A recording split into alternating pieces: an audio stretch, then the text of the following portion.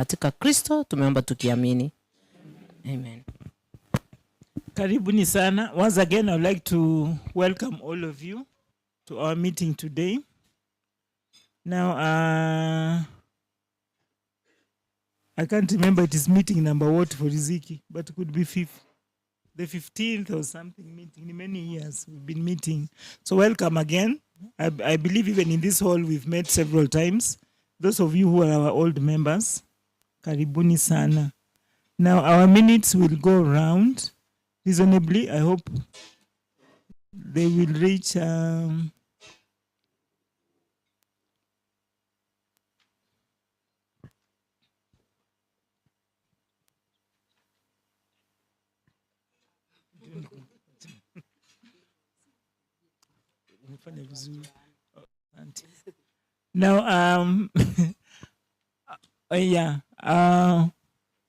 I think we shall start by introducing ourselves so that we know one another, because many of us are old members, but we don't come many times to the meeting, so we may not know one another.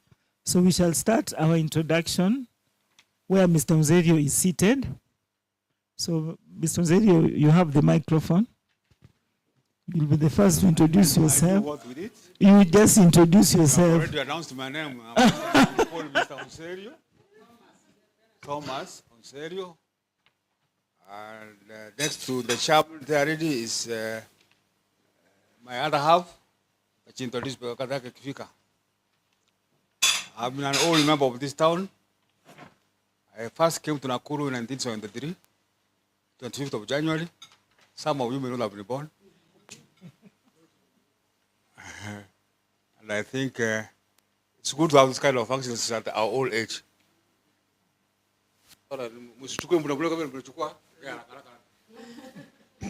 Ni kweli kabisa. Niseme wasikizaji ya members na waambia hamjambo. Mimi naitwa Joseph Wangunyu. Mimi ni citizen senior kutoka kaunti ya Nakuru. Nimestaafu kupitia shule ya upili ya Kenyatta hapa Shabab. I wish you well in this endeavor. Hamjambo. Kwa majina naitwa Joseph Mbugwa. Mimi ni mmoja wa wanachama wa Riziki. Ni hayo tu. Hamjambo. Mimi naitwa Vitalis Kabeta. Mimi pia ni member, an old member. Na nimejuana na karibu kila mtu hapa. Asanteni sana. Let me start. Good afternoon. Oko Dorin is my name. He's my brother. I'm a member. I think I've been a member, but inactive member for almost 2 to 3 years. But I'm in the wall. I do follow all the proceedings, all the transactions. So I'm happy to be associated with Riziki. Good afternoon. I'm Keitany Florence. I think one of the youngest members of Riziki, and I'm happy to be here. Good afternoon. I'm Elizabeth Nyambane, an old member of this group. I'm happy to be here and to meet friends. Thank you. Good afternoon. I'm Pamela Juma. I'm one of the members, the old members in the group.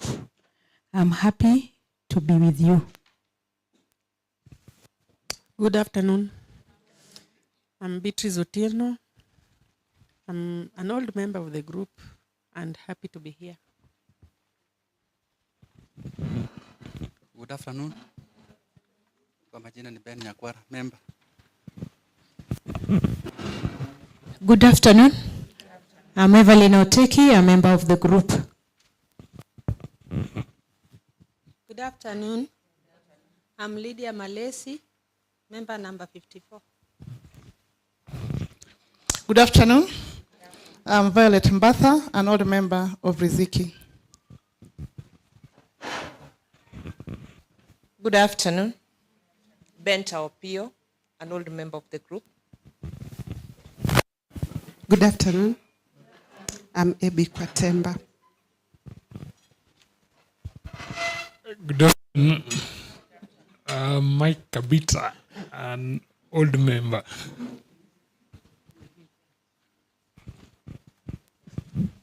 Salamu alaikum. Mi naitwa Bigetau Triza na niko hapa na my daughter. Good afternoon. My name is Lucy. Thank you. Habari zenu. Mimi naitwa Bwana Nderito, member number 55. Asanteni. Good afternoon all. Nelson Mushuku, a member.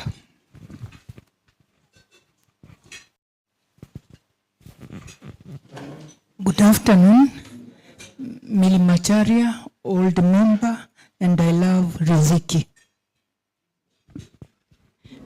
Good afternoon, everyone. I'm Helen, and I'm here with apology from five other members. Good afternoon. I'm Rachel Maobe.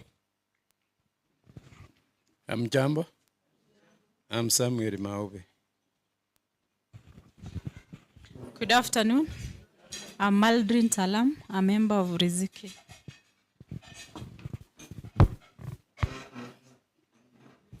Good afternoon. I'm Naomi, member number 35. Good afternoon. Jane Dirango, member.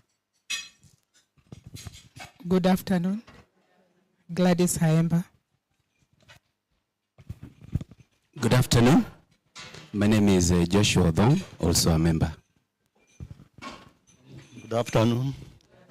My name is Joseph Nyakiba, a member. Good afternoon. Priska Dirangu, a member. Good afternoon. Ruth Manyibe, a member. Good afternoon. Jane Munaria Majenondieki, one of the pioneers of the group. God is good, and all the time. Juliana Wahome, member.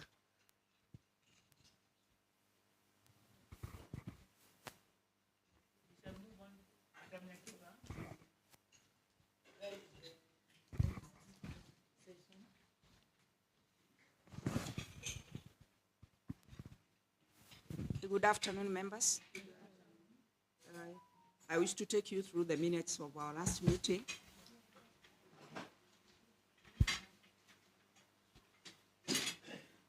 Just go through the names to confirm if you were present and maybe your name was missed out.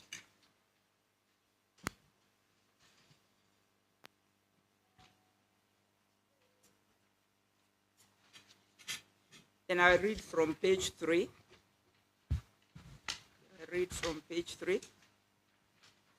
Minute number 1. Minute number 1 for the meeting that was held on 16 September 2023. Preliminaries. The chairperson called the meeting to order and welcomed the members to the annual general meeting. Thereafter, Madam Odhiambo opened with a word of prayer. Minute 2, confirmation of the previous minutes. The minutes of the previous meeting were read through and proposed as a true record of the discussion by Beatrice Otieno and seconded by Ruth Mora. Minute 3, matters arising. We didn't have any matters arising. Minute 4, financial youth talk. As speaker, Mr. Anton Tenga, a youth entrepreneur, and a member of Riziki. And a member of Riziki had been asked to speak to the members, and especially the youth. He owns a Tech Graphics. He shared his growth in the entrepreneurship. He started his journey at Wakurima Market, where he got a small place for which he paid 2,000 per month and an additional 500 for electricity.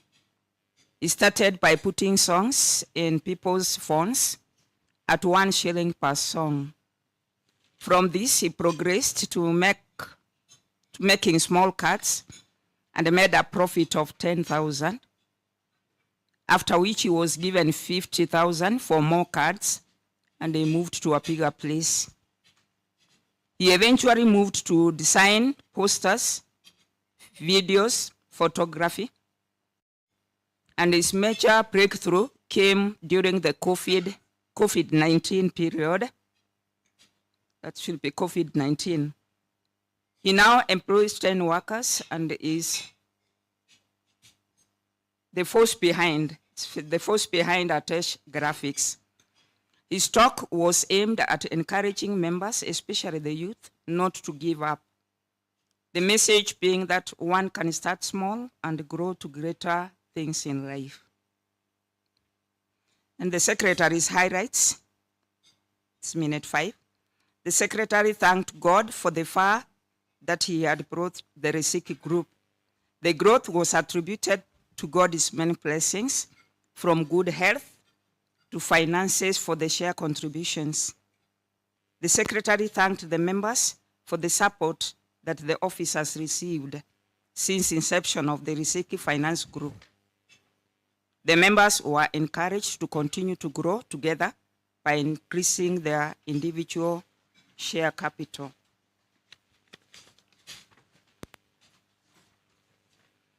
Then minute 6, the treasurer's report.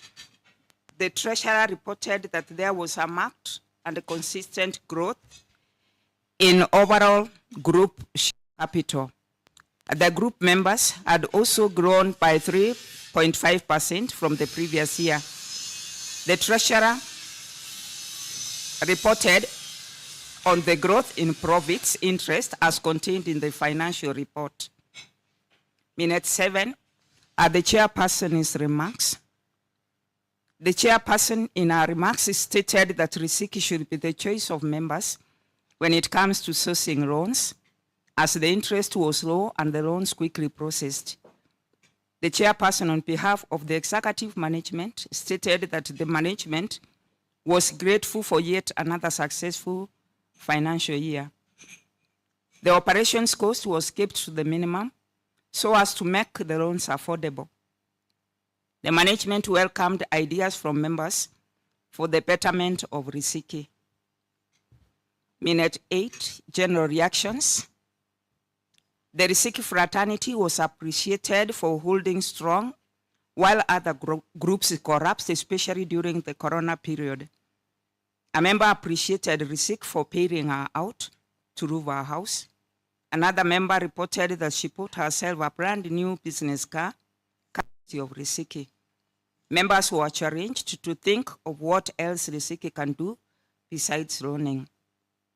The management was applauded for strict controls and urged to remain vigilant so as not to suffer the economic numbers. Caution was also given on new ventures, if any. Such ventures should only be undertaken when safety has been established. Members were encouraged to see something good, even in a bad situation. Power of positive thinking. Prayers for wisdom and knowledge were urged. Minute 9, AOB and adjournment. There being no any other business, the meeting came to a close at 4:30 p.m. So those were our minutes for the last meeting last year. Yeah. We want to clap, let us clap then. All right, thank you so much, Madam Nyakiba. She will continue a bit, or maybe we shall have Mrs. Onserio say something and then back to Madam Nyakiba. But before that, I'm reminded that there are online participants who should introduce themselves. I'm a bit analog, I don't know how to introduce themselves.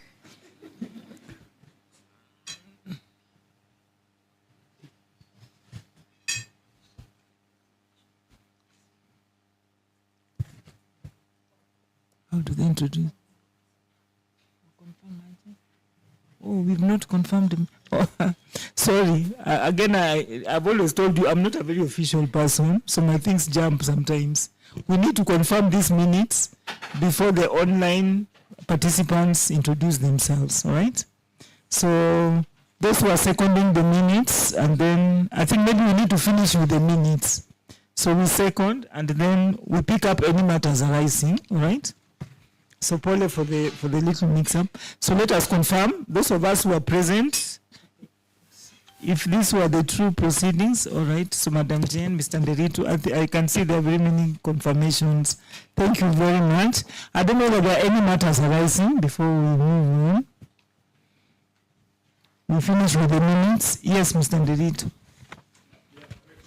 All right.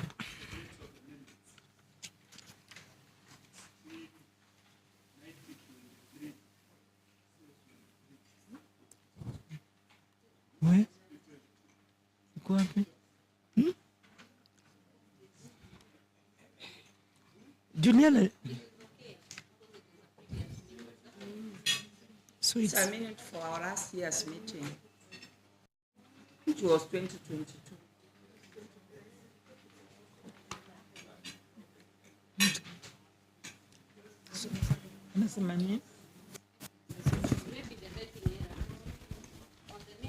Yeah.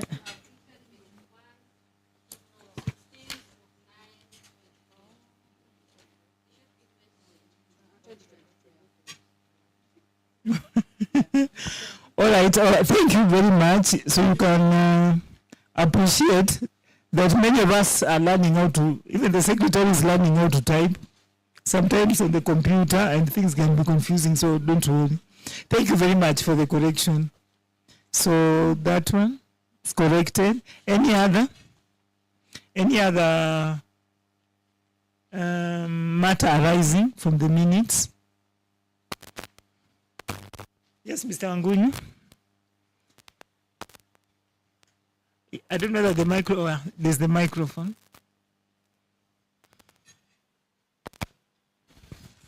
Thank you, Chair. Mine is a simple arithmetic paradox. Yes. On the numbers. Yes. Absent with apology. Absent with apology. Hopefully 22 persons. This worries me. And my inside conscience also is asking. Absent with apology. My instinct is saying we should not praise that group of people. And then we continue turning our eyes from these absentees. By the way, it is not a privilege to be absent. It's not a privilege to be absent. So, Chair, before we find that people coming will be less than those absenteeism with that one, you should take care of that. And I don't know, absent is absent to me. Because these are not social matters here. So you will not tell me na mtu amekufa na unasema absent ni absent. Thank you. Thank you for that observation, Mr. Wangunyu. But please allow me to point out that many of our members are members, and maybe many of them don't even reside within. And some are our young children who are in school and other places. And sometimes it's practically impossible. But because they are put in shares, they still remain our members. In fact, if I were to record the entire number, you can see we are at around 140. Therefore, even the list may be longer than what I have actually recorded. That is why we have absent. These absent with apology are those ones that are expected to attend, but for one reason or another, they have not been attended. And absent are those ones that maybe who have never attended, but they are members, courtesy of their registration and their shares. Thank you. All right. So maybe just to add, Riziki is a unique group. Can I call it unique? Because unlike many groupings, just as Madam Nakiba said, it has children. It has a very heavy diaspora presence. It has a very heavy diaspora presence. So that explains that. Sorry, Mr. Nguni, we're used to our age meeting where people meet locally and you know one another. So this one is a bit unique, Polly. All right. Any other matter arising? Yes. Thank you. Any other omissions we may, yes? Missing? Okay. It's noted. There's an attendance sheet going round. I hope it is going round. Is it going round? Yeah, so that we sign, because sometimes when we don't sign that sheet, then it is very easy for the secretary to miss out on somebody who is present. So I hope it is going round. It was with Martin. Martin, is it going round? So it is updated. All right, thank you. Yes, Mr. Nzeri.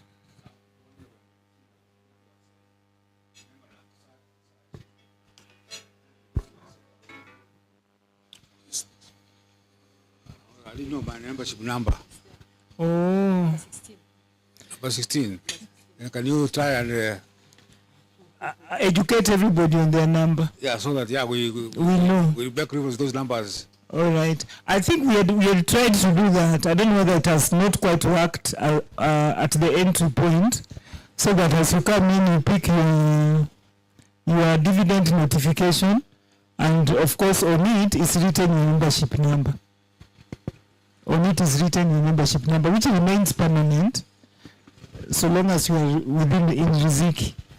So for those of you who have been with us for long, you know those numbers because they've remained permanent.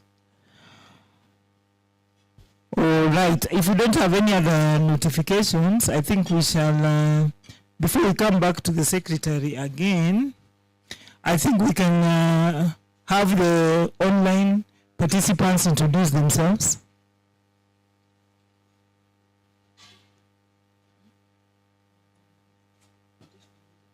Oh, sorry.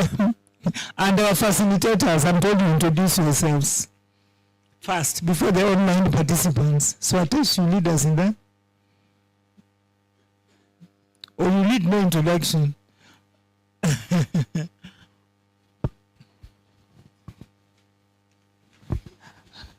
Good afternoon. I go by the name Antonio Tena, or the famous name is Atesh, the director at Atesh Graphics. For those who are here for any type of event you have, it's well covered the way we are covering this event. And the event is live, so after this activity you can go and watch the event, how it went. So anything you talk, anything you do, it is being live. So those who are not here, they are watching us. That's why for those who are watching, they are going to introduce themselves. So we're going to display their faces on the screen and then introduce themselves. So here it is my team, and I'm also a member here. Hello everyone, my name is Brian. I'm a member of Riziki, and I'm also a member of Atesh Graphics. Thank you.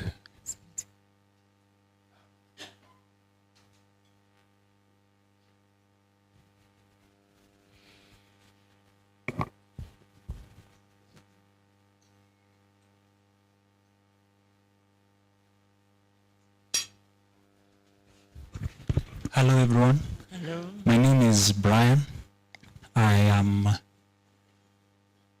a member of Atesh Graphics. So by extension, I'm a member of Riziki. Thank you.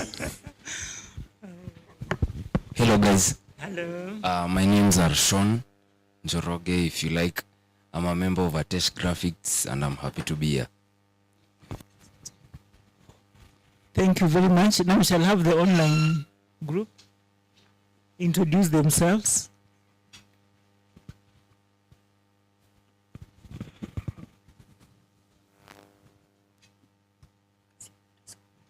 She's really online. No, she's back. She was there for 10 days. How does it go? We are waiting for them to For them, okay. For those who are online, you just introduce yourself.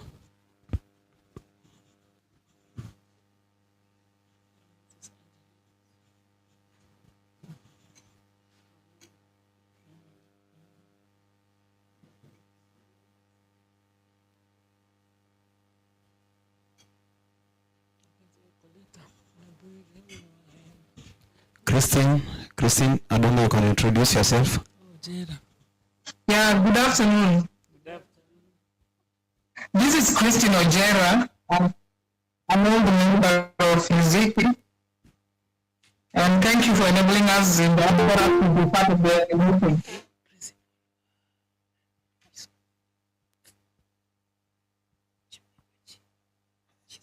Helen Kabita. Good afternoon. It's joining you virtually.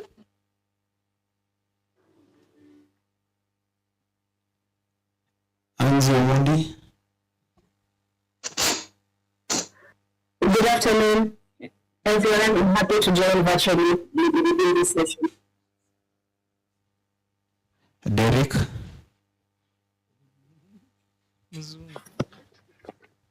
Good afternoon. This is Derek. I'm using Angela's phone. Good to see you. El Shifa.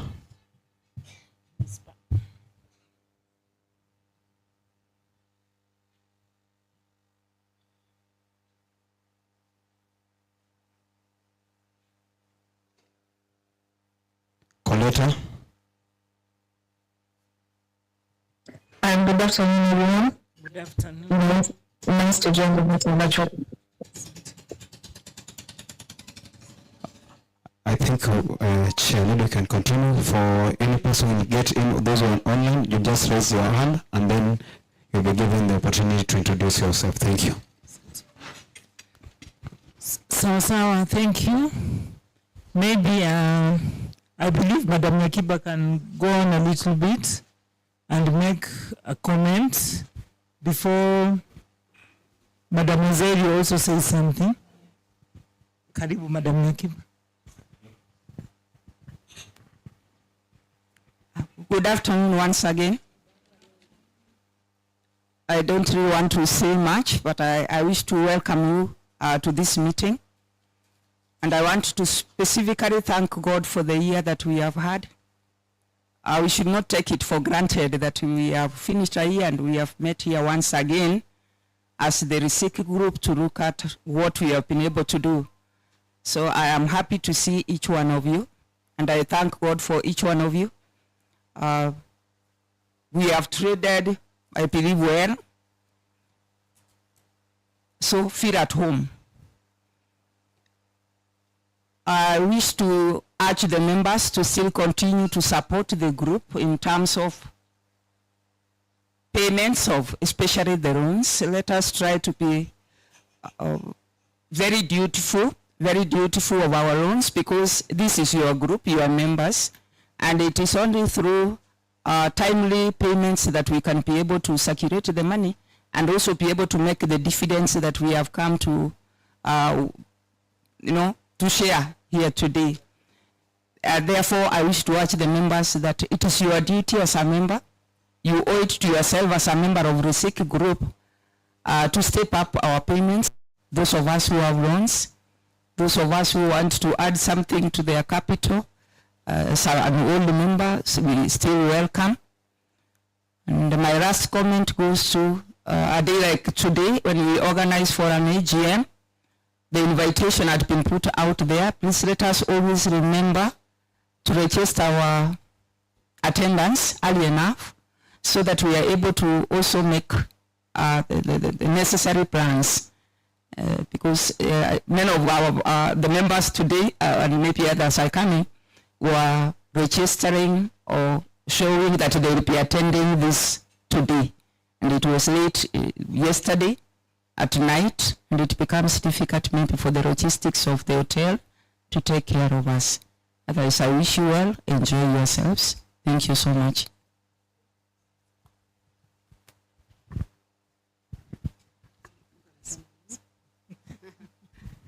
Good afternoon. We take this opportunity to thank God for this far. Ametufikisha. Not even for us to be here, we don't take it for granted. Nashukuru Mungu because it's not a guarantee. The way things are nowadays. I also take this opportunity to appreciate Riziki. One, because like once in a while ukikwama pia, they understand. Unlike most financial institutions. And I would say that anytime like we have a crisis ya pesa, when you need money, that is what I like about them. They're able to respond quite fast, and they're able to save you in a financial situation that you find yourself in. I also thank the management for the progress they've been able to make in Riziki. Basically, it's an institution where you can invest, uende ulale, na ungoje, uitwe mwisho wa mwaka, ukuje lunch, ukichukuaga faida yako uende kukula. Without doing anything anyway. It's rare. Sindio? Most people wana struggle, wana biashara watu wana struggle huko nje.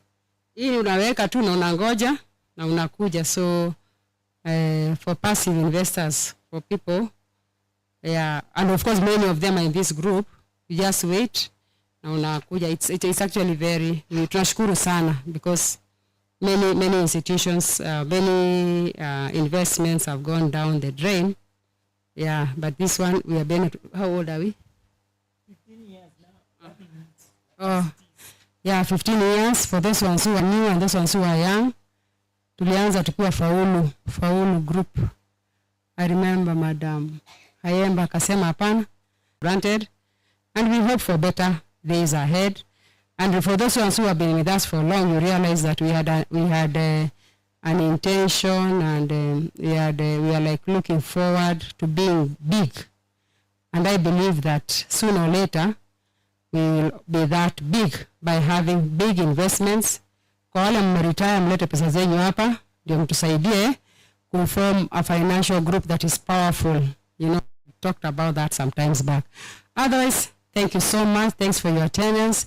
By the way, I didn't expect this. Mimi nilikuwa naambia kabisa 40 are too many people. Waje tuongea about 30 kitu kama hiyo. But I'm shocked we are around 45. So thanks for being there. Thanks for coming. Thanks management. Thanks even for the lunch one. It's rare. Things are so hard huku nje. Karibu Madam King. Good afternoon, members. I wish to take this opportunity to welcome all of you into this meeting and to thank you for attending. And we want to thank God because the last time we were here was in the year 2022 in September, and God has made it possible for us to meet once again. We don't take it for granted that we are alive. We want to say thank you to God. I also want to thank you all for that. We would not have moved this far and your cooperation. We have tried in the year from last time that we were here in 2022, we tried trading with our money because our core business is trading with money. And the money that we are trading with is your savings, the savings of the members. So our core business is to loan your money out. We loan out to members. And we want to thank God because the year was not bad. We have been able to trade well, and this far, we thank God. We tried our best during the year to serve you. Most of you can bear witness that within the shortest time possible, you are able to be sorted out on financial issues that could be straining. On our financial report, I want to say that our share capital, and I think it is on the screen, our share capital has gone down this year. And the main reason why our capital went down this time is because some of our members used their savings to cancel out their loans. Because there were some bad loans, and somewhere, because of the hard economic times, some people felt that it was good for them to cancel out the loans with their shares, and which we thought was okay. So our capital dropped from 14 million 453,875 to the current capital, which is 35,910,892. That is the capital that we are circulating in form of loans. Next is membership. Our membership has grown, but this time the growth is small. We have only 3 new members who have joined us during the year, so making a total of 149 members from 146 last year. And number 3, I want to talk about the interest growth. Our interest growth this time is not bad, but I want to report that it is a decline. And the main reason why it is a decline is because we thought about the borrowers and we decided to calculate the interest on the loans on reducing balance. Previously, we used to calculate the interest on the principal that was borrowed. So meaning you pay a loan for 2 years and the interest that you paid in the first month remains the interest until the end of the time. So we thought that the borrowers were straining and we decided that we calculate the interest on reducing balance. So that has been very fair on our borrowers, and that is why our interest has gone down just a little bit. And I'm sure those who have borrowed can be a witness. Those who have borrowed loans, it has been a little bit comfortable to pay this money. And in that connection, our total interest for the year was 3,713,086. That is the amount of money that we have distributed to members in form of dividends at the rate of 11.67%, which is down a bit from 13% last year. So otherwise, we want to thank God for this far. We have seen financial institutions collapse. We have seen people complaining that their money is not available, but we want to thank God and to confirm that your money is safe.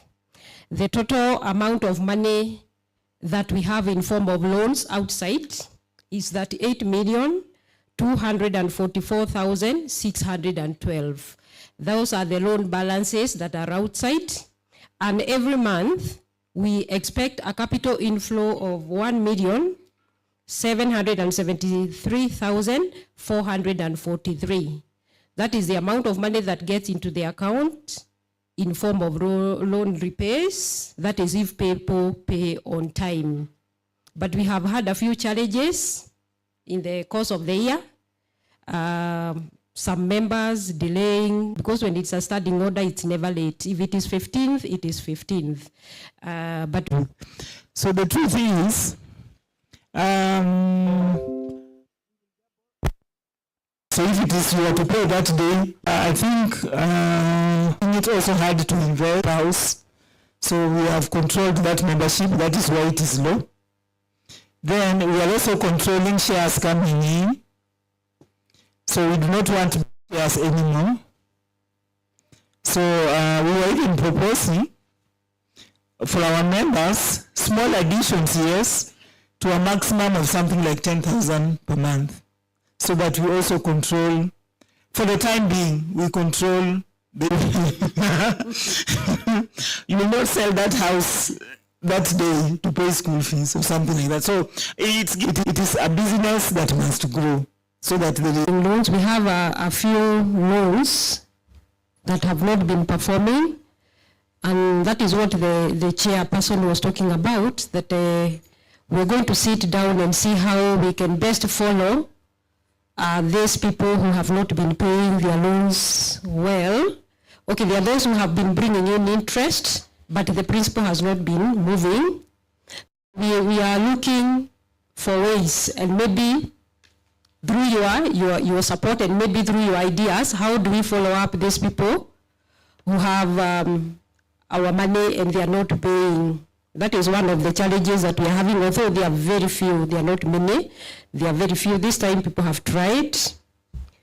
Then that issue of the money that is remaining in the bank and borrowed, I think it's an issue to look at. Maybe we diversify, because maybe if people are not borrowing that money, can we do something else with that money? So maybe I also float it to the members to tell us what you want us to do with your money. I don't know, maybe the chair would have something to add.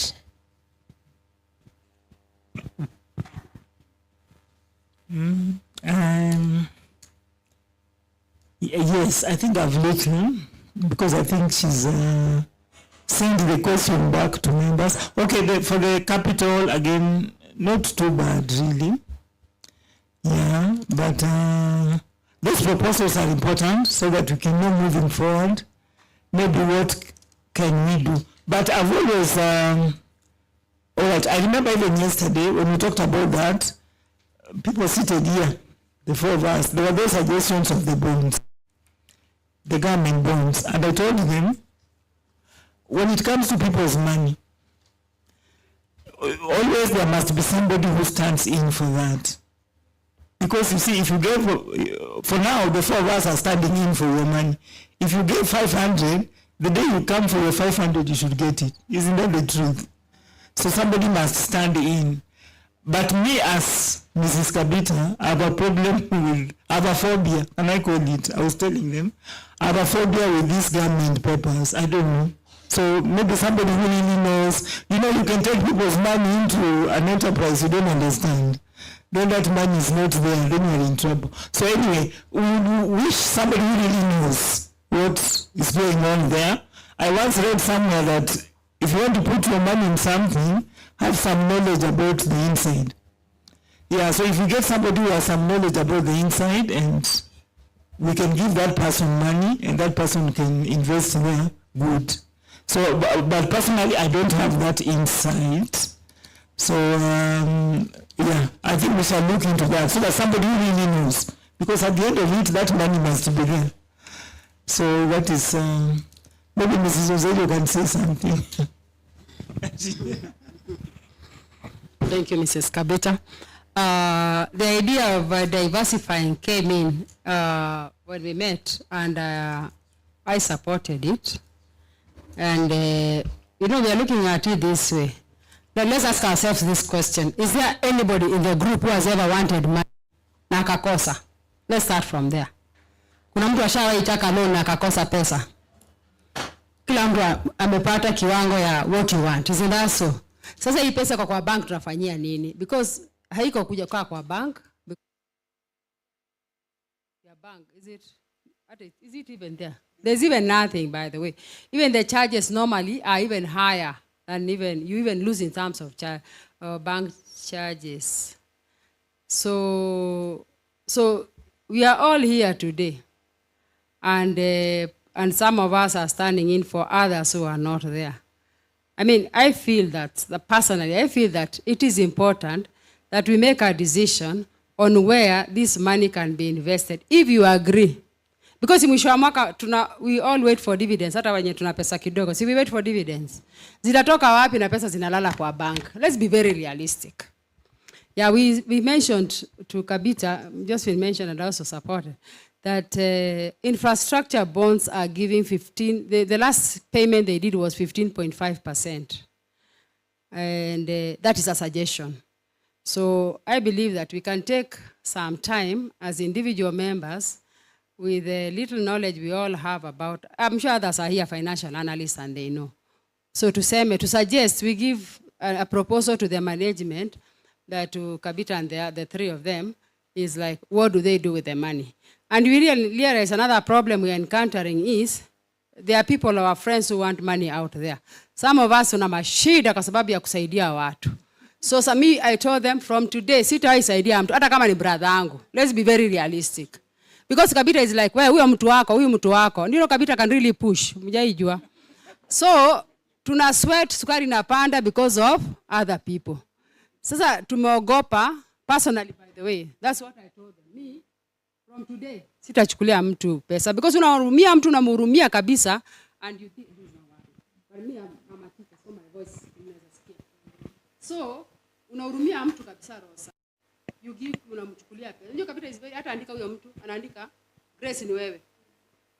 Hata ukiona jina yangu hapa uzuri haja dispose wajaonesha. Nimechukulia watu pesa, I'm just in the red. So I cannot.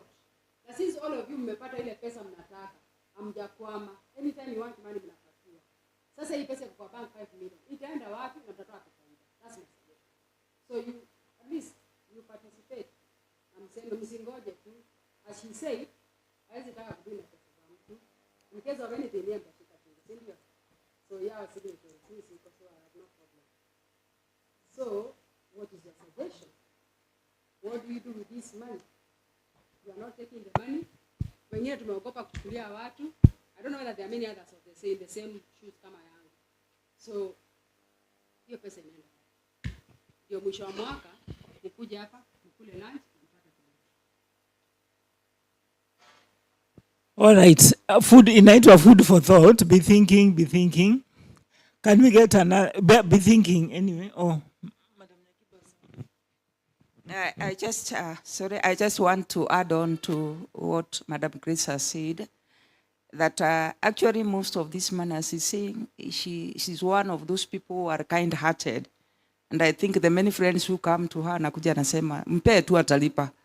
And many of the people that maybe she has brought in, a number of them have stuck with the money. And previously, there was a time we were quite confident that somebody approaches any one of us and we have them fill the form, we go to the bank and we give them money. But we realized that we were going to end up carrying such a huge burden that may lead on to other things. So we restricted to that the money is given out to members only. So that when a member comes in to pick money for a friend or for a relative, they carry the burden. We write the name of our member. So we assume, as we don't know the other person, we know you as a member. So whichever money that you have picked for somebody is actually on your shoulders. And because of the fear and because of the letdown, as Grace has stated, when you come as a member these days and you say, oh, I have a friend who is in need and because we have money in the bank, let us give this person. We look at your ability to guarantee such a person. And sometimes you find a member comes in, they want us to give out the money, but they are not ready to append their signatures and to guarantee the money. So it's like at the end of the day, if the loan becomes a bad one, you have nobody to ask for the money. And that is partly the reason why the money is in there, that huge amount, that we have to put in strict measures to ensure the safety of members' money. So again, that is also an issue that you need to look into, that when you come in to get money for maybe a non-member, it is you to guarantee the money, and then it is you to follow the money for us. So it's also an issue that we can discuss. Thank you. It's okay. Okay, I think before we move on to the next, I think that point has been well explained. And it is true that this money that you're talking about here, it is most of us, the officials here and some other members who have been selling your money outside. So meaning we are carrying a big burden because you gave money and somebody refused to pay. So some of this money that we are saying bad debts, it's borrowed for a friend and they have not been able to pay. So, and that is why now you're hearing that we have a lot of money. We have some money in the bank because we also feared. So actually I also feared. I don't want to borrow for anybody unless I'm borrowing mine. Thank you. Kabita is very strict. You see, the thing is, pesa, you know, I tell my colleagues, my 4 colleagues, and that's the truth anyway. So people have entrusted the money. So we must give that explanation of where that money is. I always make the joke, I live right in the middle of town. But I don't have a watchman at my gate. So if you came there to look for me because of your money, you don't come in and beat me up. So it's good that we try. But we are not putting our hands down, because I think one of, as Mr. Nderito rightly said, one of the things we have done which has really made that money move, need lowered interest. So I believe even now it's moving. And I believe even now the bad debts will be followed. Because I told you, yeah, they'll be followed, and even those bad debts, they are with people who can pay. Actually, many of them are professionals. So we know the ball is in our court in a way. We need to wake up, and that is why we are seated here. Move to those people, and they will pay money. And there are also things you can do to make somebody pay money. Yeah, so there are many things that can be done to make people pay money. So I believe next time when we come here, you know, there's nothing as bad as an official whose hand is down. Unajua tukiweka mkono chini tuseme it's becoming heavy, then it actually becomes heavy. It's not that heavy. So we shall, I said even in my comments, we shall sit down and follow these bad loans to the wire.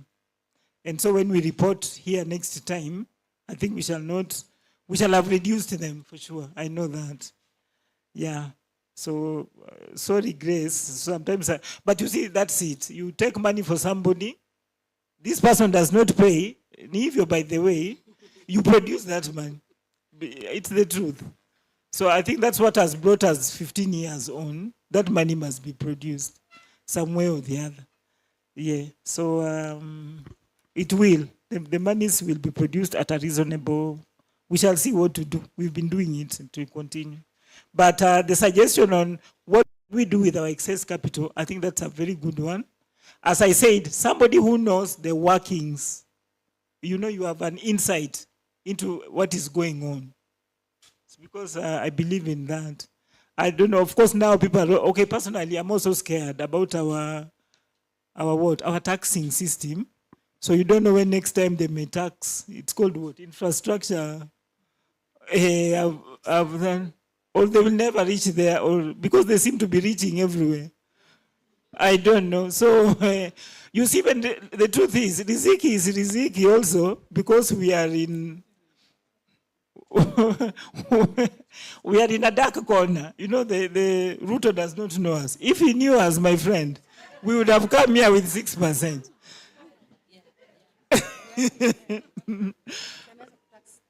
So yeah, so for now we have not there. So if we went there, we would be in real trouble. So I don't know. Anybody, if you can have an insight and you can let us know. Because unajua saa zingine afadhali baki 5 million, kushinda irudi ikuwe 3.5. So there are all those, I don't know, there's that fear. So, but we're asking for help, in short. We're asking, look around, and if there's something you can stand up and say, I think this one can help the group, we would really appreciate. But for now, tunaogopa President Kijana. And yeah, Helen has something to say. Good afternoon, everyone, again. I congratulate the officials for refusing to give loans to people you do not know. And we would rather have our money in the bank than give our money because of we are feeling we want to help someone. So keep it there, because as much as it's a friendly business, this is actually a kind of a business and you're holding people's money. So don't feel guilty about that. Now, there is the phenomenon which has been going on round that even money in the bank will be found out. So when we have 5 million in an account and it is sitting there, we are also raising a red flag. They might go there and start wondering, why do we have that kind of money? So really, some of us may have some bankers who we know, and we may try to find out which is the better evil, like Mr. Odom. You may find out about those infrastructure bonds. He might have information about it. He can find out for us Because as I was saying, having a lot of money in the account is also a red flag. And you can see the name of the account. It is called, it's not someone's name. It is Riziki. So let us treat it as a matter of necessity that we need to look for something. But I second infrastructure bonds. I've been thinking about them. The only problem is they may be caught up with the whatever. But I would rather our money is caught up, about 2 or 3 million is caught up with taxes, but it has been removed from the account instead of the account being flagged or attention being given to it. Otherwise, congratulations, and you keep it there. We run 2 accounts actually. Another one we call it the control account. So we run 2 accounts. So usually the money would be held in 2 accounts. But still, it is true when it really goes up. You know, one day when we were doing transactions, a teller told us, "I want Riziki to employ me," and we said, "Hey." So that's our bank worker talking. We said, "Hey, yeah." So yeah, we shall maybe. I think what we shall do is really try to maybe remove money for now. But those who can help look into what can we do to get some return for the members, I think that's so welcome. Or those who can.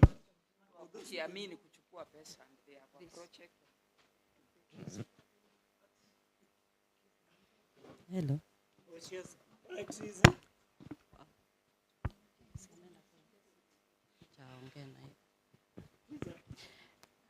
Good afternoon. Last year, during our Riziki GM, we talked about the same of how we can diversify in this group, and I think we are still there. So I would wish that we would move and do something. About the floating money, I don't know how much that has been floating in the account, but I would second Grace about the infrastructure bond. Though Mr. Nderito was warning me here kwamba we may expose the group to taxation now when we go to that route. About the floating money in the same bank, I don't know whether there is a fixed deposit account. You know, we are looking at where our money is not so much at risk.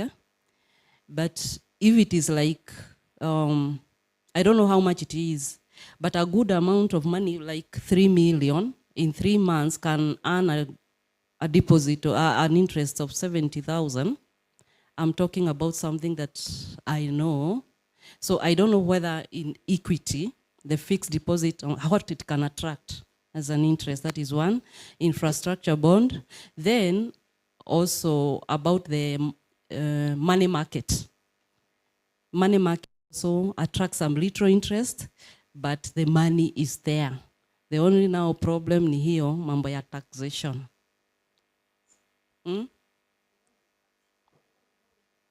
They do the withholding tax and everything. So we can still do something. Let us not. There is a story in the Bible that I love about 4 lepers who were at the gate, and they were out there, and they decided, should we still stay here? We die. Should we try and move? We may either die or be rescued. Why should we stay with our money? Because of fear. Let us invest in these low risk areas. And then at the end of it all, which, for example, I'm talking about the 3 million because it's somebody I knew, aliweka 3 million na amepata kitu 70,000 in 3 months. So maybe we could look at that avenue too. Thank you.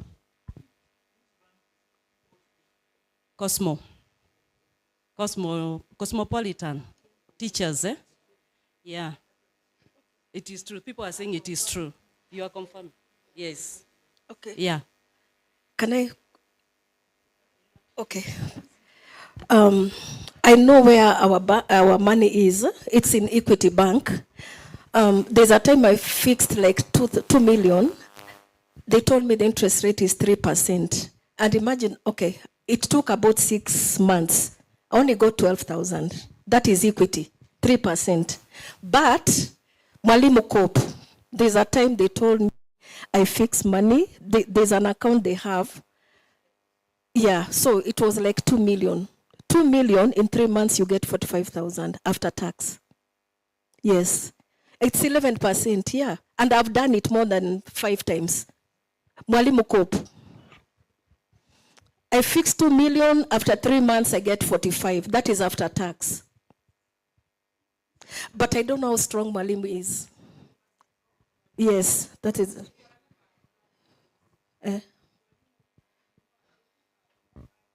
Bank. Maukula, yeah. Yeah. No, that problem is there. So maybe cosmopolitan.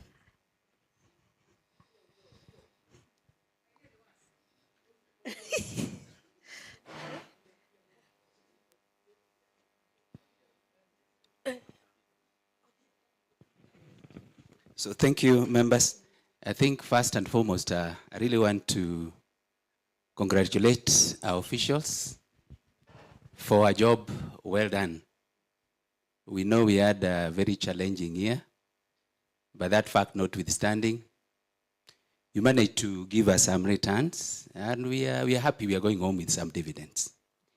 Now, what worries me is that a circle like this one, you know, for us to grow, we need the members who are paying those particular shares on a monthly basis for growth. And I really wanted to know from you, the officials, is it that it is the fear of the money lying idle in the bank? That's why you are restricting the members' contributions in terms of shares? Or is there some other problem maybe we don't know, which we could maybe help to assist in? Then secondly, I think the moment we have a lot of our money in the bank and the members are not borrowing that money, it means that we are not getting returns. Whatever we are given from the bank is very, very little. And the moment we keep our money, are all hooping 35 million in the bank, rest assured, in the records, it is indicated it's 35 million, but equity uses that money to invest. So why should equity invest and we are getting nothing? And yet we can also invest and get so much. So I think as members, we may not be financial experts, but we know some people who can assist this particular group. Why don't we, as members, mandate this particular group, the management, to be in touch with the experts? We can also assist in our small ways to make you know those particular people who can assist, so that our money does not lie idle for a whole year. Then we come here, then we complain to each other that we don't have enough returns, yet the money has just been lying idle. So mine is that we mandate this particular group, even as we ventilate as members, giving them suggestions. But I believe there are suggestions from experts who will help you. The investment in infrastructure bonds, this is one of the best investments you can ever have.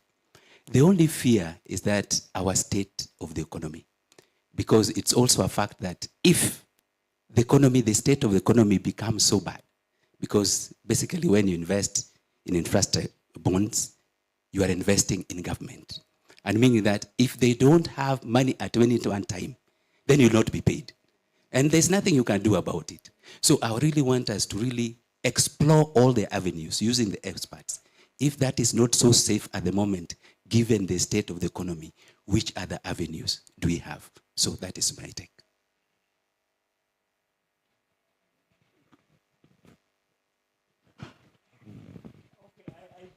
Sometimes it's good to ventilate on a point before we move on to others. We have enough time. But I think maybe it is good to ventilate on Mr. Odong's points, before we move on to Madam Dirangu and Mwalimu. Okay, all right. He asked, I may just reply on, or maybe attempt to explain on one, on why we are controlling inflows of money. You know, the truth is, we have controlled it for some time, particularly from the diaspora group. Because again, you know the same thing about the dollar. Is it the dollar and the pound? And I don't know those amounts. So it has been, they keep asking, can I bring in money? And you know, when they bring in money, they don't bring in 100,000. Yes. So it becomes, it actually, yeah, unless, you know, that's why we were saying, unless we really, how can I put it? Oh, yeah, Mr. Thongas, yeah, we really need to know what to do with this money. I think that's where we are becoming short-sighted. So, and I like what he has said, we can mandate people who can help. But that group in particular, they have that, they want to bring in big money. And we've been finding it difficult because they will flood all of a sudden with cash. So it's been a challenge. And that's why we're thinking, of course, locally, many of us, I mean, 10,000 is what many can afford, probably. That's why we are putting it at a local rate. But it is a group that if you are investing their money well, they can come in with money. So again, the challenge in you to invest. Maybe somebody, I like what he has brought up, but those who, in fact, those who can help, we are not even, we are asking, just come up and give your suggestions. You know, just come up.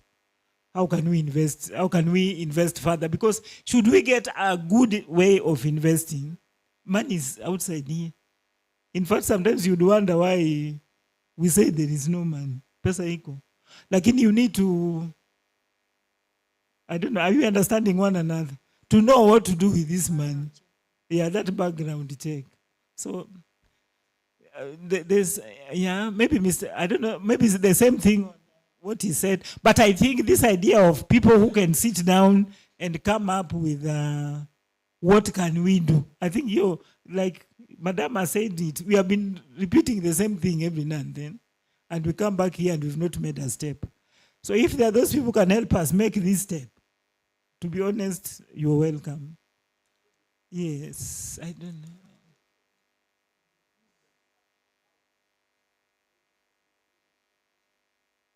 Now, again, that is our, you know, we actually remained with the social, let me explain. We have remained with social services for a reason. There was a time we went to the cooperative, with Madam Grace, we were together, to pick their rules. And you know the rules they were giving us? You see, for example, those of you who belong to cooperatives, you know, if you came to elect an office, and you're a cooperative society, you all have equal share voting. It's called voting what? Power. Yes. But you see, our group is unique. If somebody's holding 5 million in the group, does this person have the same voting share as somebody with 10,000? So we have a unique, and which is good. We have come up with a unique group. So which also requires unique solutions. So we found ourselves totally not belonging to the cooperative. Because again, if you start limiting people, let us contribute 1,000 every month. I don't know what. Here is somebody who wants to contribute 500,000. You see now you have, I don't know whether we are communicating. We are a unique group, by the way. I don't know. In fact, sometimes I was asking, do we really belong somewhere in Kenya? But I think we can belong ourselves. You know, there's a way in which you can belong yourself. So that's where we are, Mr. Wangunyi. We are not a cooperative. The certificate we have of operation is a social services thing. Oh, yeah.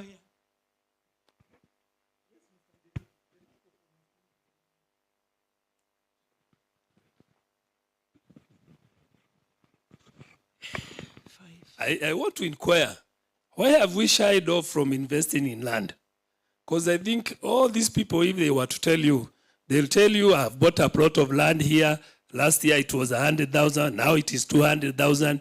we have lawyers in this group. They only need to exercise due diligence. Because with that money lying there, or lying idle, there's a lot of land in Nakuru that is available for sale. And you could hold that land in a year or two. That plot or that piece of land has gone to 50, 60%. I don't see why we should fear in investing in land. Because land, you only need to exercise due diligence. And we have a person here who are capable of doing that. That's my feeling. Good afternoon. I'm just thinking, is it also possible to increase the velocity of borrowing and encourage the members, say, by reducing the interest rate, so that then you've got more borrowers and turning money around?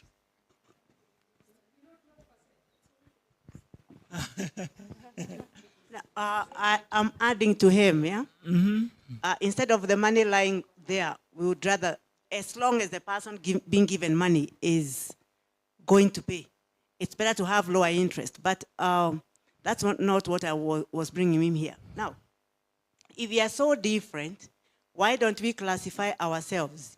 If there is someone, and I know that could be even your relative, who has money in US, a whole million, and does not know how to invest, but sees that you are trustworthy enough, why don't we classify such kind of clients, if I may call them that, or a member of the Riziki, and say, and even ask them, can we assist you to invest your money somewhere? Because if they are asking you to bring the money, they are seeing you're trustworthy, and closing them out, it's not fair. So basically, in short, why don't we classify our investment schemes?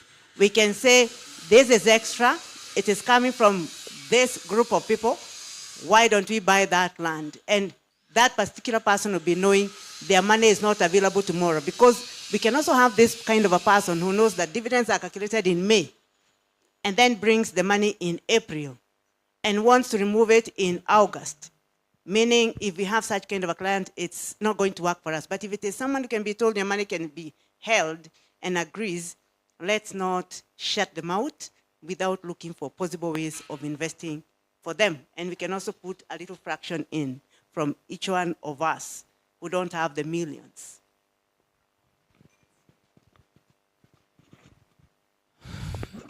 All right. I don't know whether, all right.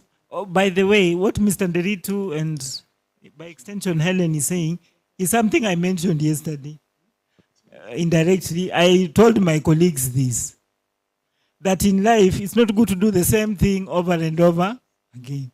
We come here, we take chips, year 1, year 2, 15 years, you're just eating chips and you go home. It reminds me about my days in school. You know, you follow the same route to school until I could close my eyes and reach a high school. You know, you get. So I remember telling them this. By the way, land, yes, or in whatever form, there, Apple, in Kenya.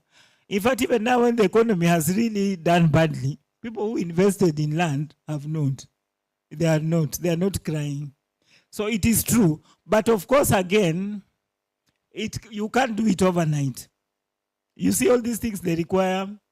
I don't know those who plan, they call it a what plan. You must sit down and plan for it, all right? But from my little stay in Nairobi, I saw what these warriors are doing. You see, like where we stay somewhere in South B. My God, from Isili, these people have come to South B. And literally they are owning all the new buildings that are coming up in Nairobi. In fact, very soon, Nairobi will be Somaliland. So I realized what they are doing, they are coming together. Somehow they are pulling their money together. I don't know money from where. And those stories are coming up. 12 floors and so on and so on. So it is very true that the final solution is land.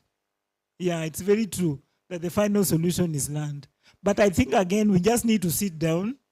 And then this land does not have to be everybody's land. I think that's an important point.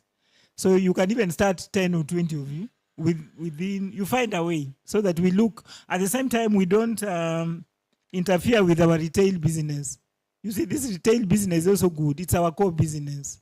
But then moving forward, I think hapo, that one, and Nakuru has that space. Nakuru in a space. So if we go there, maybe not these traditional ones of hii ya mbali munagawanya, your money may slip a little, but anyway you will look at it. You can come. Grace anasema ya wakina Wangunyu, they did it for some time. It really helped us to settle. Yeah, you have learned. But maybe we can do ours in a different way. We can come to town, Mr. Wangunyu. We can come to town, right in the middle of town. You buy and really go up. It can happen. Big things can happen.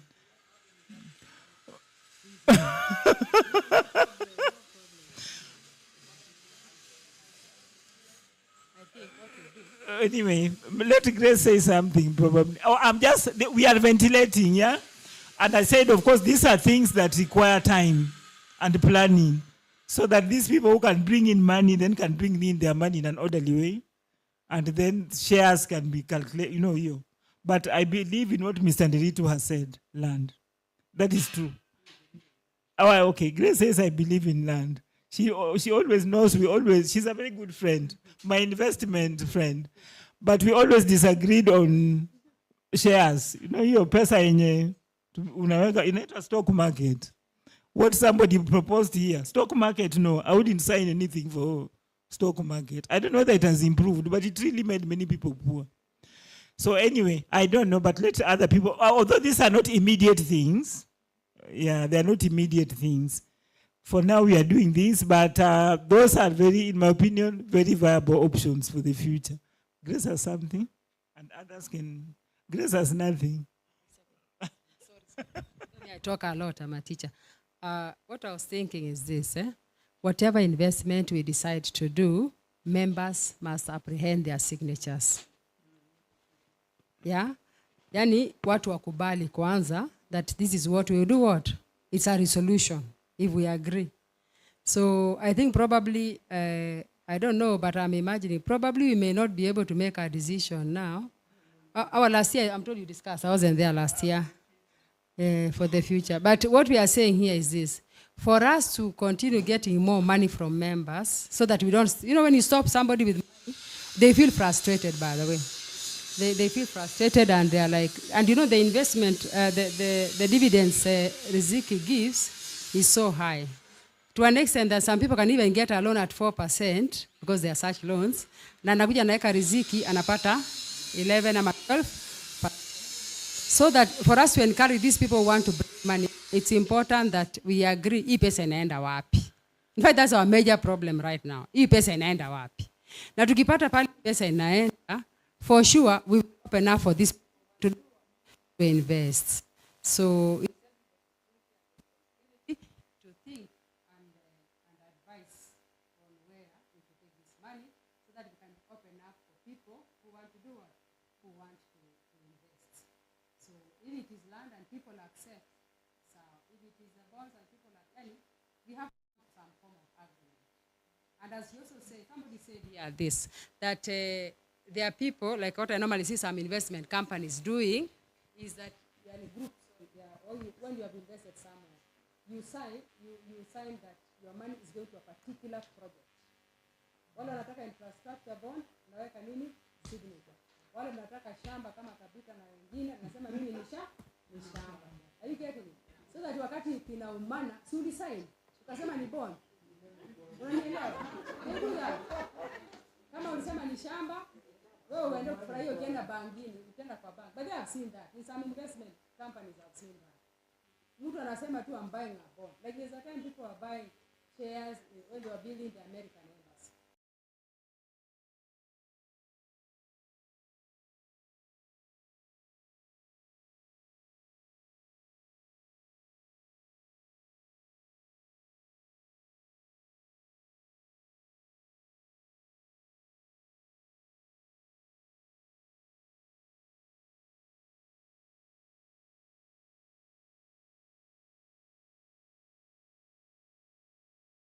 But I'm using you as the investment agent. I don't know, something like that. Yeah? Of course, you get some small commission from there, but the big chunk of the money will be yours. And that is the risk we did what we took. I don't know where we go to that situation, to that level, but that is an investment. But the bottom line now, we have to get where this money has to go. We have to get so that we open up for these people who want to invest, especially the young people. By the way, young people are the young people want to invest.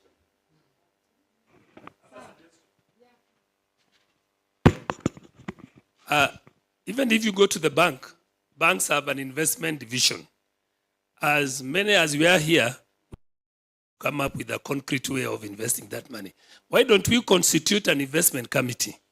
We have about 5 people. We give them the terms of reference and we give them a time frame. They go and look for all the possible ways in which we can invest this money. Then they do due diligence in all areas. And then by the end of the day, they report to the management. Because for us here, we'll just only keep on giving suggestions. Committee of people whom we can move forward. Yeah, thank you.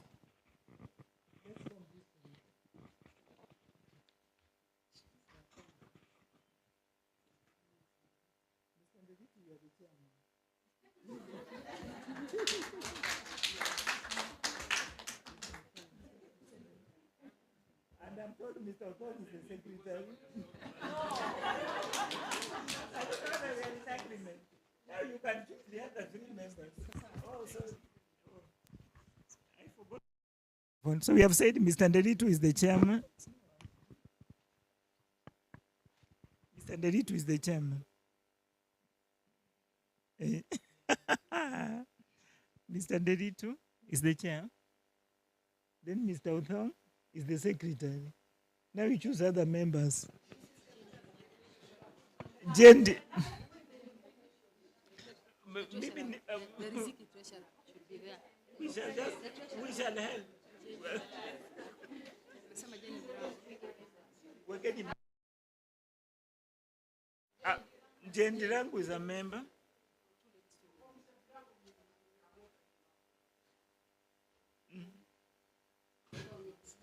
Othong is the secretary. And treasurer. Oh, yes, complete. Yeah. Yes, Yeah, I thought it should have been yeah, it's independent. you. No, we are not involving them. Don't involve them. It is true. It's a totally different committee. We will report to that. By the way, never imagine the treasurer or the secretary or the chairman knows more than you. You'll be surprised. It is true, but not that we know much. We just happen to sit here. So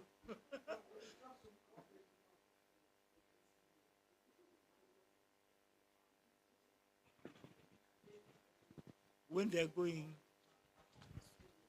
they co-opt you as a member. Let's co-opt Mr. Wangui. They will surprise you with the offers they will give you. But I'm certain they will not settle for land. Your land is very emotive and can land you into a lot of problems. What you see on TV screens is not what people are shown. You are told shamba iko sijui Kamulu, and it's about 50 kilometers from Nairobi. When are you going to develop that one? We stick to Nakuru, but also Nakuru has its own. You are told the land is near Ngata there, whatever. Na iko huko Chachangwan. Thank you.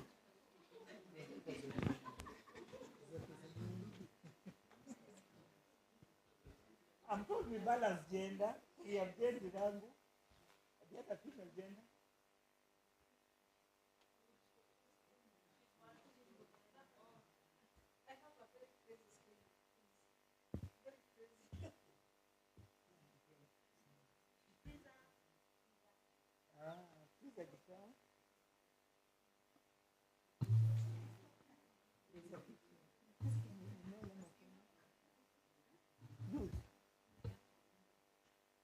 They are proposing one youth, a youthful person. This is laughing.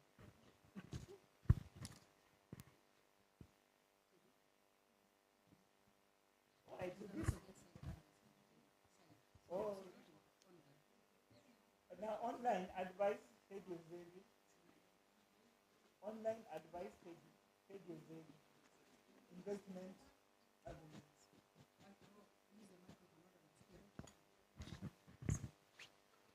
I see. So these are the members of the investment committee. Mr. Nderitu, you are the chair. Mr. Odong, you are the secretary. Jane Dirangu is a member. Teresa Gitau is a member. Atesh represents the youth in that committee. Then the online pardon? Is it for? We don't have a mzee.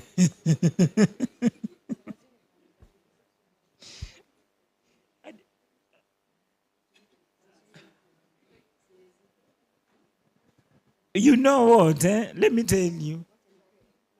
Me, I thought this way. If you look at our membership, you know, one thing that is never considered in Riziki is your region. In Riziki, we consider your business idea.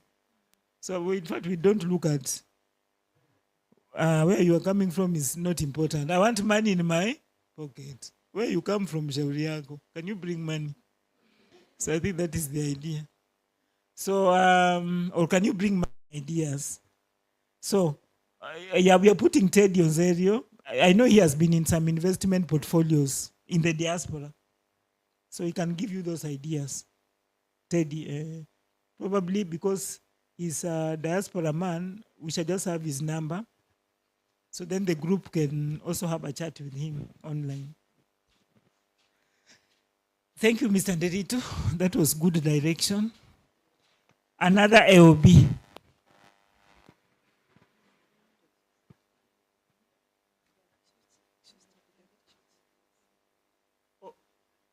We are reacting to the financial report before we move to the AOB. We are reacting to the financial report before we move to the AOB. Any more reactions? Any more reactions? Chair, there is a hand from Kabita. She wants to say something. She's online. You can say something.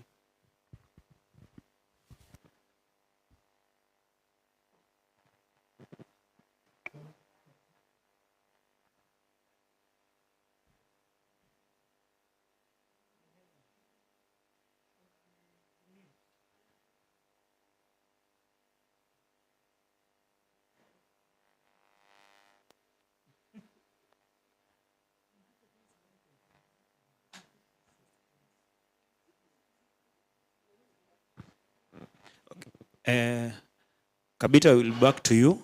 So, Chair, you can continue, and then after everything is okay, we'll go back to Kabita, who is online.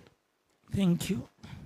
Now, I think I think now we move on to our AOBs, unless somebody still has something to say on the treasurer's report. We move on to our AOBs, or just anybody who has anything to say, or all of us say something. You can maybe say good evening, good afternoon. I have not seen you a whole year. Riziki is a good thing we have met. Karibuni, karibuni. Whitney, say hi to us. Representing the youth. Hi. Good evening. Oh, good afternoon. Good evening, everyone. My name is Whitney Onserio, a junior member of Riziki. Nakujanga to lunch, lafu deep. But now that I'm older, to understand what we talk about and what we're learning. Now that I'm older, I'm getting to understand more of how Riziki works and how it's important for me even as a young girl. Thank you.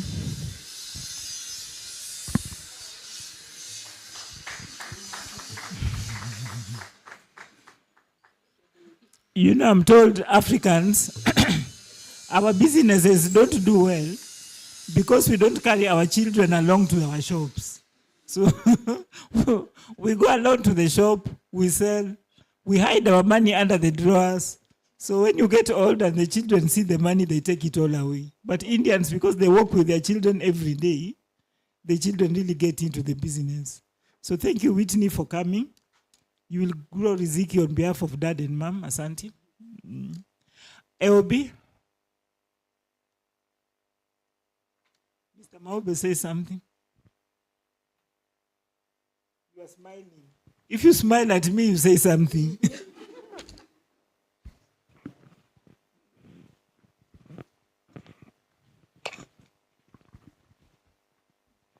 Amchamba tena. I think if they look at the list, the word Maobi is not appearing. Niko na homa, sababu naongea hivyo. So I'm representing Miriam Nyaguengi, Mildred Nyaguengi, and Millicent Nyaguengi. They are my children who are triplets. So I might comment something, they say I'm not a member. No. We know. That's why we have given you the mic. Thank you. So me, I thank the group. Recently I was looking for money, and they gave me so fast. So nilisaidika bila nilikuwa nataka. So kwa hizo group tumechagua ya investment, ilikuwa napendekeza executive wawe official members to the group, because they might be consulted now and again from time to time. So hiyo ndio pendekezo ningetoa, ikiwezekana wawe part of the group, lakini ex officio, sio members kamili, wanaweza hitajika kila wakati, but when there is an issue where they are wanted, they can be called in to sit for that time.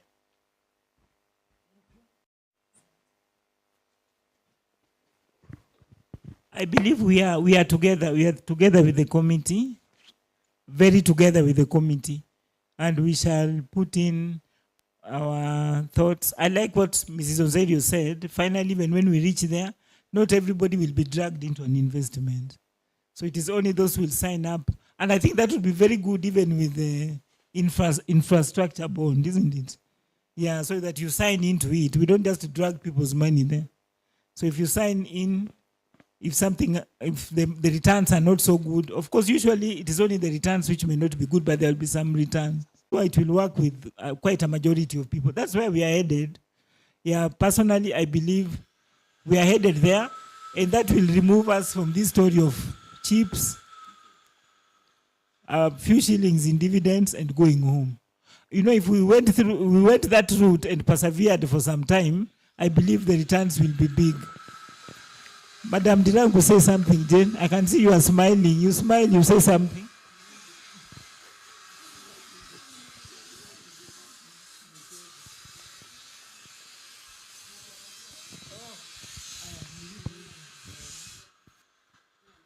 Good evening.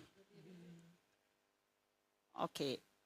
Mine maybe because I've been selected as a member of the small committee, that is where maybe I'll put my input. But for now, thank you, Riziki members. People who deal with money don't talk much. If you hear somebody is talking so much, pesa ni kidogo kwa mfuko. Oh, on my left. Anybody wants to add any AOB? Let Harian from online speak. Harian, we are listening to you. Yes, my point was that we make the report of the investment committee an agenda in the next meeting at the AGM, a substantial agenda, officially, so that people can make a resolution. Thank you.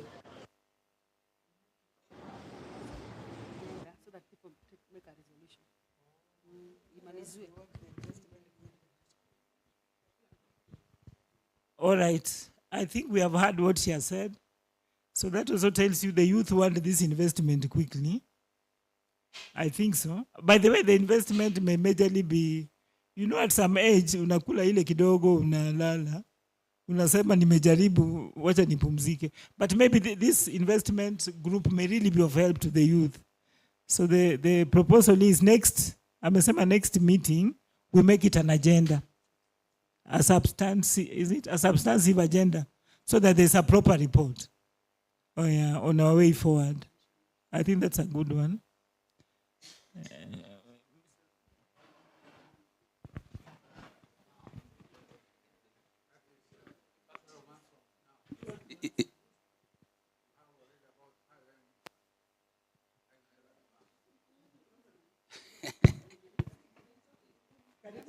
Okay, just a question, based on what the other members asked, because this committee should start working almost immediately.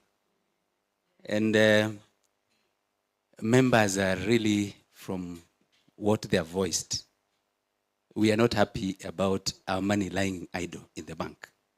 We want it to be invested. Now, I was just wondering, assume this committee goes to work, comes up with a report, shares it with the management. And it is something which is workable, and we see it can generate something for this particular great circle. I wanted the members us to agree. Do we wait until next year, September, for us to discuss it again and ratify it? Or after discussing with the management, then that group, together with the management, can decide on what to do without further calling for a meeting? Or in between, do we have to call for another meeting before even the AGM?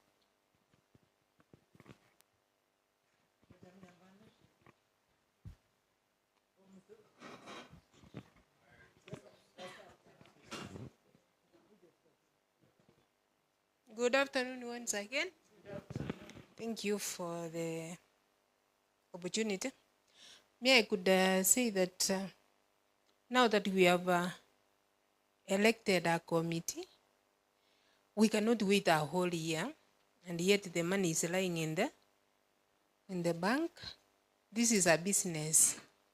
We give them like 2 months.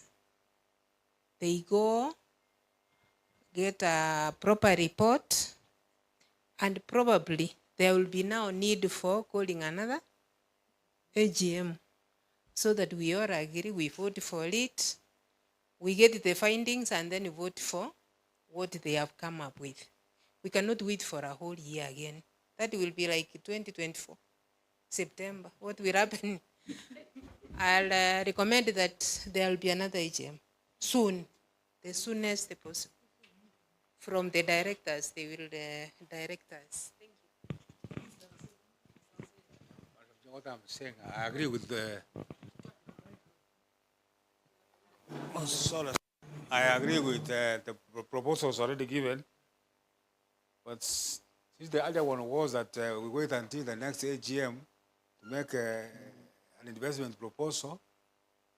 In the meantime, I see no problem.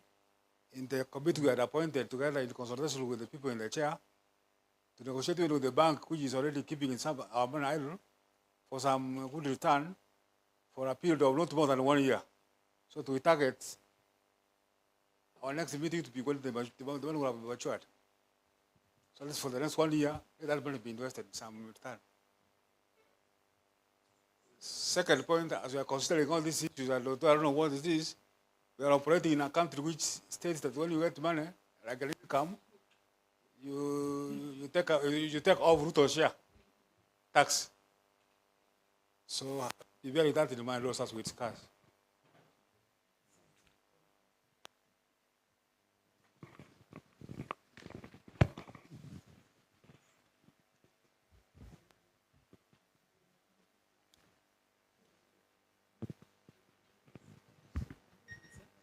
I don't know whether it's possible that once they come up with their report, they share it on the Riziki group, they give their suggestions, then the chair can call even for a very brief meeting. Hata kama ni ya chai saa 10 mpaka saa 11 tumemaliza. I don't know whether that is possible.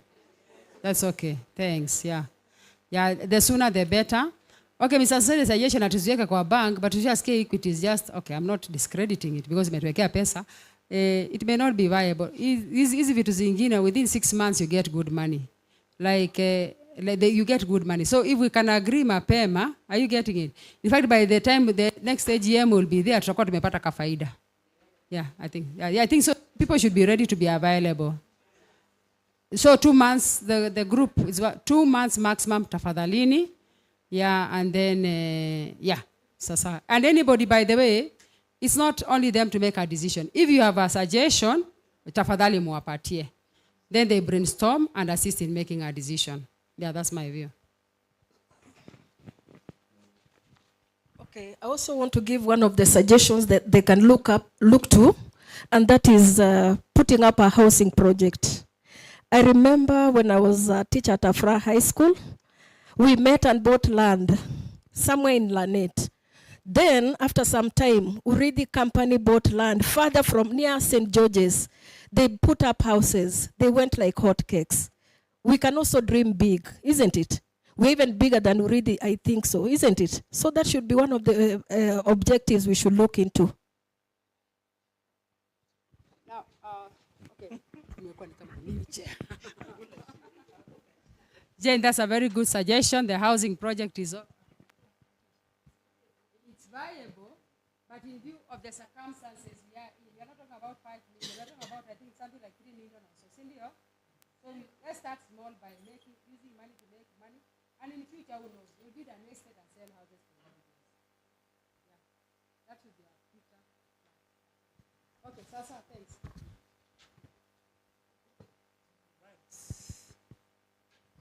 So let's start small in another 2 months. That's what we have said. So we have said, okay, just talk. Oh, that's December. This is September. October,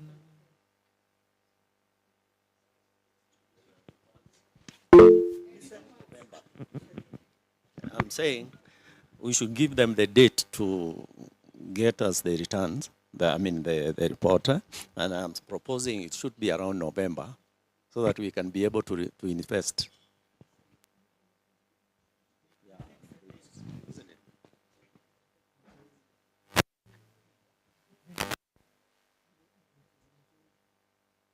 we are looking at the calendar, the November calendar.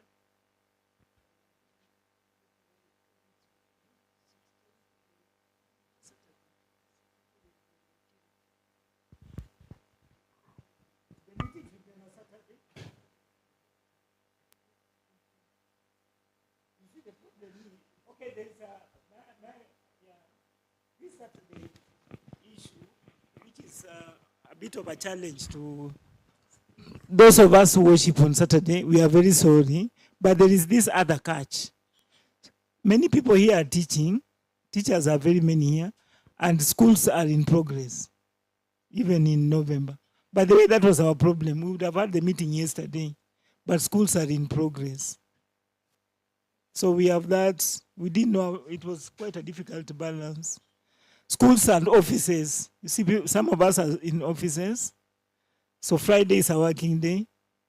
And that is why we later on thought Saturday afternoon, so that the worshippers are able to worship and then come in probably in the afternoon. Although I know SDA is dedicated. They don't, it can be from 4. That Saturday. Or 18th is what day?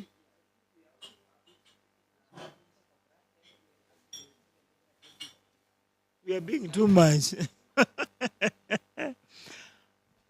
There's that catch. You, group. So we make it on a working day at 4.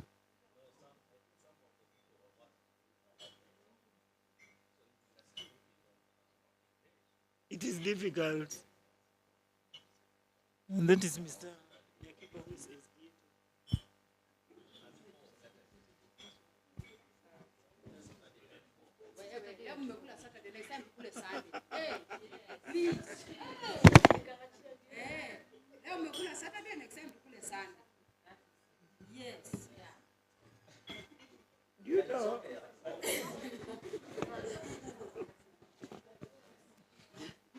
We shall allow Mr. Nakiba to make a decision on this one.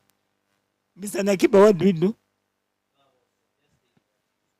At the end of November, because of the school that you are talking about, me, I'm suggesting maybe if we go for 2nd December. It's what day? I think it's a Sunday. No, it can be a working day. Most of us are teachers. No, we said working days, like the secretary is in the other side. This thing of yours is not working. So we can do a Sunday. Sunday, by the way, personally, as a Catholic, I have no problem. As we just go for Mass, then after Mass, you're allowed to. So Sunday, chaya saa 10. Sindio? Yeah, chaya saa 10 Sunday. It's a Sunday. Sunday 20? 26. Sunday 20?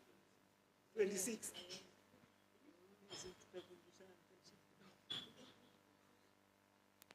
We shall remind ourselves that on the wall, Sunday 26th November.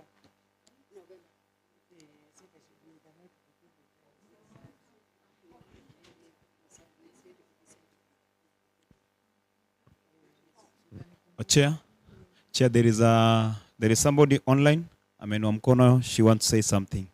Kabita, you can go on.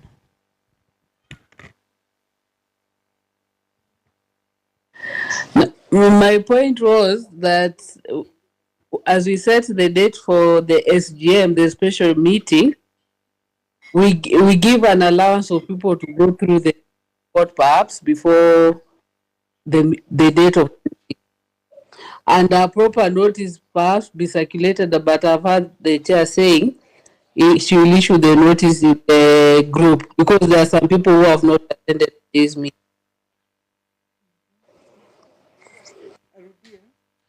You can repeat. Kabita, Rudia, you can repeat again. Yes, I was saying that my point is before the meeting of 26th, we'll be given a proper time to go through the committee's reports before that date, and also that members who have not attended today's meeting, they've been properly be notified of that meeting because of the resolutions that may come out. Thank you. We can do this through WhatsApp or something. So I think because we are all on the wall, I think once the committee has deliberated, probably, I don't know, the chairman ameamka kidogo. So the secretary. So after your deliberations, maybe you can give your suggestions on the wall before people meet or something, what you are suggesting. Yeah, I think that will give, because if we are meeting in November, if this is done somewhere in October, towards the end of October, so that's good enough. So that people know the kind of thing the committee has in mind before we come here. All right. I think we have answered that. We shall do it on the wall. The WhatsApp wall, Uzuria WhatsApp, it's everywhere. So everybody will be able to read it. And we shall look through our list again and make sure everybody's on that wall. All right. I think we have answered that. Good. I like the way we have dwelt on investment. Hey, people wanted to go, eh? Either mukai mukufe ama mumove, according to Grace.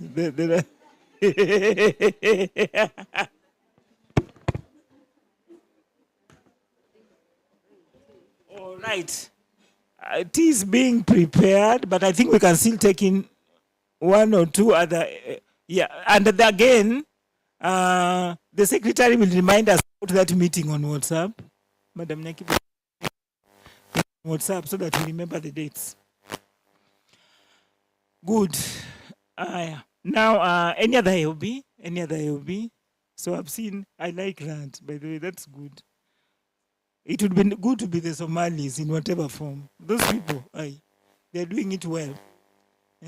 Sawa. So I think any other AOB, or we start taking our tea.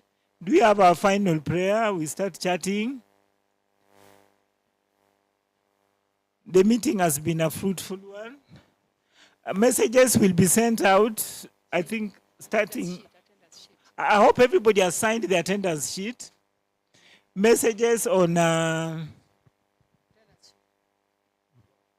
Okay, for those who are watching us, those who are online, Derek, can you say something?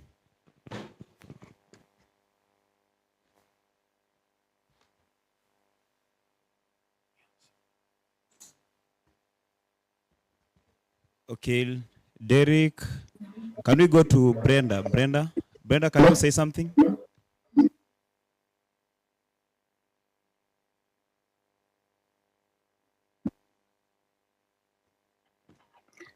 Hello. Yes.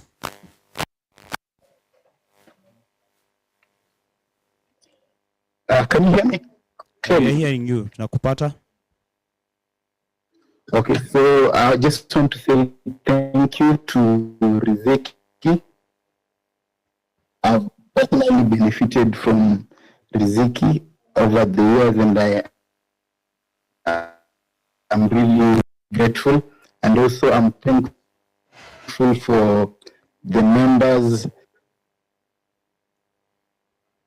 mostly the elderly members of the group who have been like mentors to us, giving us direction whenever we're having the meetings, and also what you are talking about, investment opportunities and how we should be able to do in terms of business, which has really been helpful.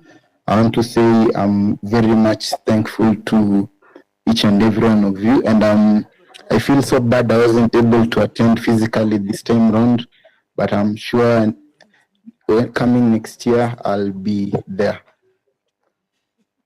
Thank you so much. Welcome. Thank you. We have Wambui. Wambui online, you can say something.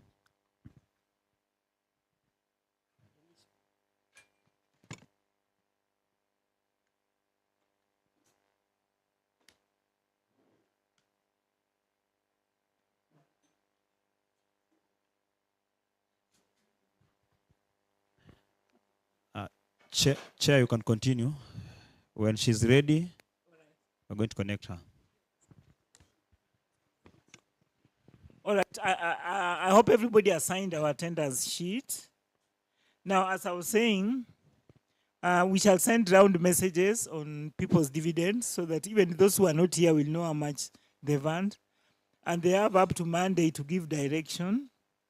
And I think even now, Madam Nyakiba will lead members who are present here to give direction on what they want done with their dividends. Because I believe early next week, probably as early as Tuesday, so the dividends should go to people's accounts, those who are taking them. So you will see Madam Nyakiba so that there's the sheet. She has some sheets. All right. She will be able to take those who are withdrawing their dividends, reinvesting them, or any other direction. But again, tonight and up to tomorrow, everybody will know what they have with the group, and so what they want done with the group. Good. Let me just ask these ones. There is a particular sheet. Let's look for it. I thought he had given it to me. I may wake up. Otherwise, any other LD, we are about to have our prayer, our closing.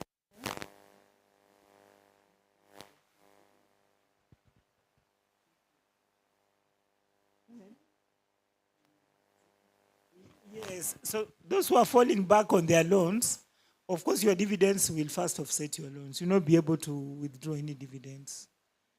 Yeah, so those giving directions, you should be people whose accounts are clean. So otherwise, automatically, if the account is not clean, it goes into, and in future, it will go to those who took money on behalf of others. Grace is laughing. Inafika kwa waya, I said. So we have to really stand up and follow these people and get money out of these people. It will be possible. I'm not talking like I don't have them. I have many of them. But I believe, it's also good to go through life by faith. Yeah, we have to get that money. Or if you are not getting that money, then we have to pay that. Thank you. If we don't have anything, we shall have our final prayer, and then we can mix with one another freely. We take tea as we mix around. So, a word of prayer. Before the prayers, I have a suggestion. After the prayers, all of us, we get outside there. We take a group photo. At least we can get a photo for our subgroup pale. So after the prayer, we get the picture, and then we come back and then we take our tears, we mingle. Thank you. Martin, please, there's a sheet we don't have, the sheet for signing dividends. I don't know the. Is it here?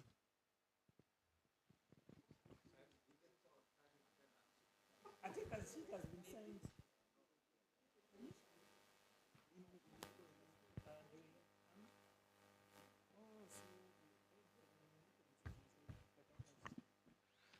We have found it.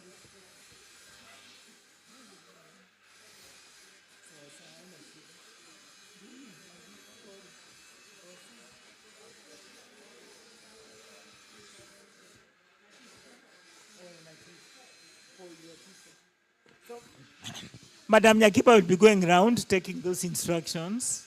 Or you see her. Kindly see Madam Nyakiba so that she takes instructions on what you want to do with your investment. Or you should go around.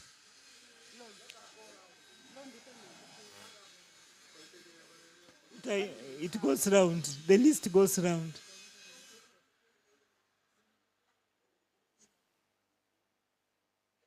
We need to petition a list first because I'm coming. I think let Madam Nyakiba take the it will be taking tea. Ati, tuombe kwanza. All right, a volunteer, our closing prayer.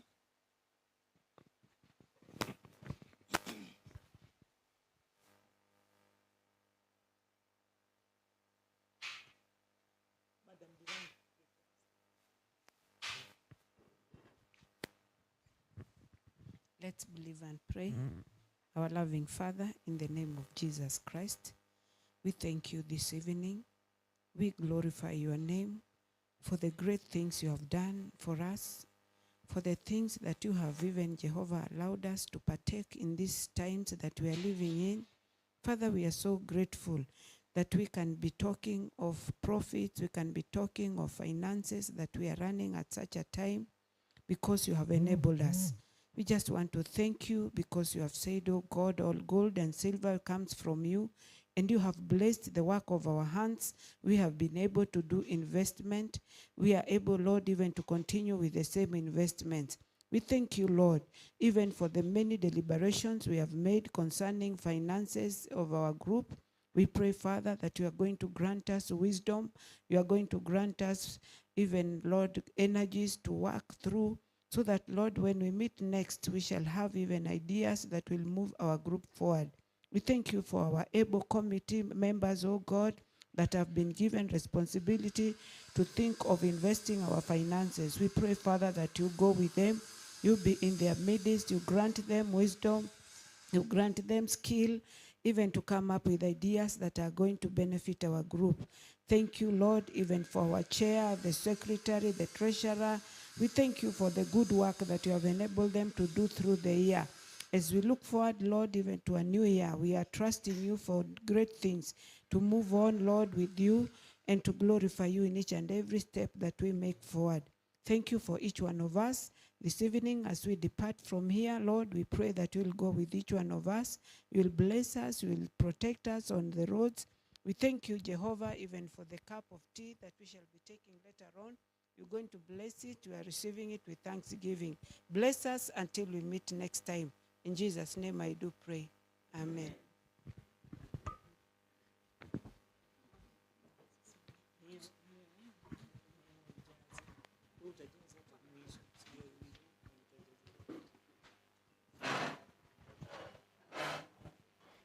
Okay, we can go outside and then we take a group photo.